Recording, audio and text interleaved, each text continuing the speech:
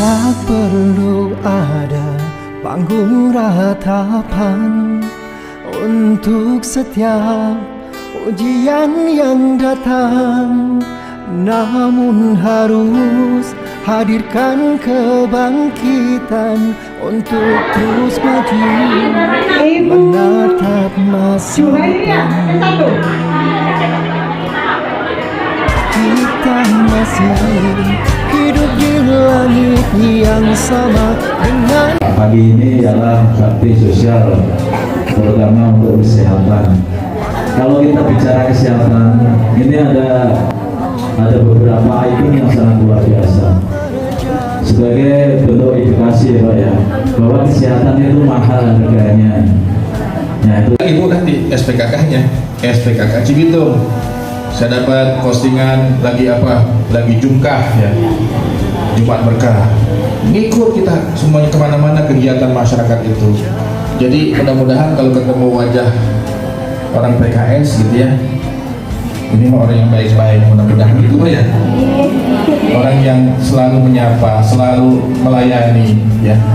Karena kita semuanya urusan kita semua. Jadi kami di PKS tetap berjalan dalam memberikan pelayanan yang terbaik. Di sini kegiatan ini insya Allah kami dukung sepenuhnya ya. Saya titip ke Bu Mugi dan kawan-kawan ya, sukseskan semua baksos-baksos kita.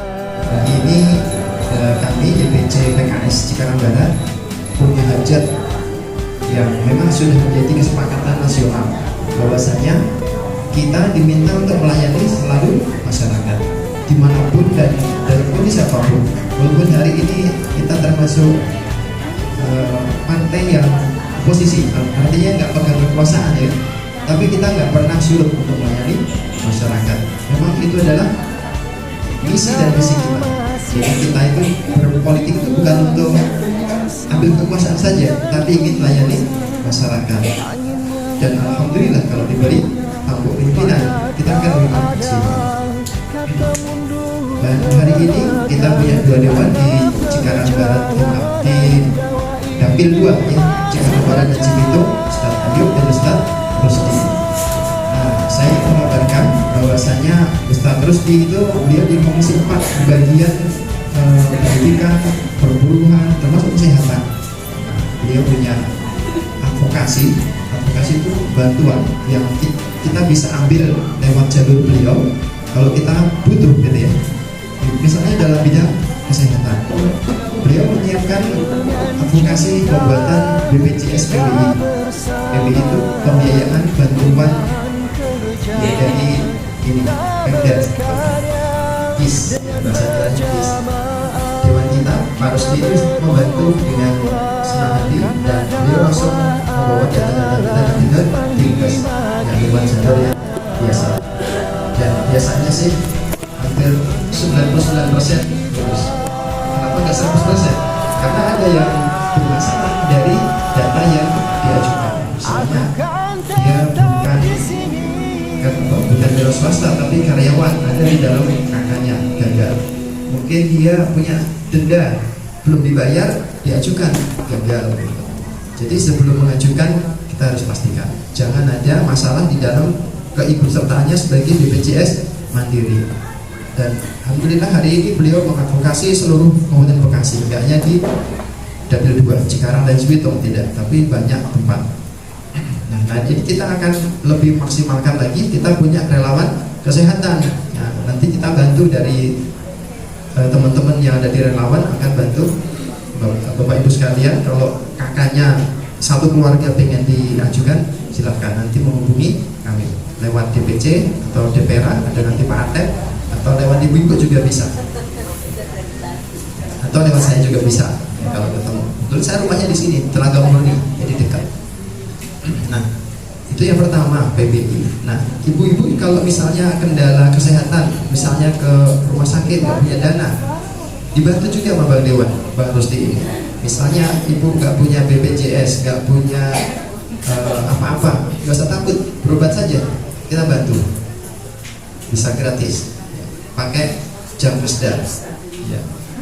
Kalaupun nggak punya jam keseda, misalnya dia punya masalah, dia ada di dalam BPJS-nya mandiri, kan nggak bisa mungkin pakai jam keseda, pakai yang lain-lain nggak bisa, kan BPJS-nya mati misalnya kan.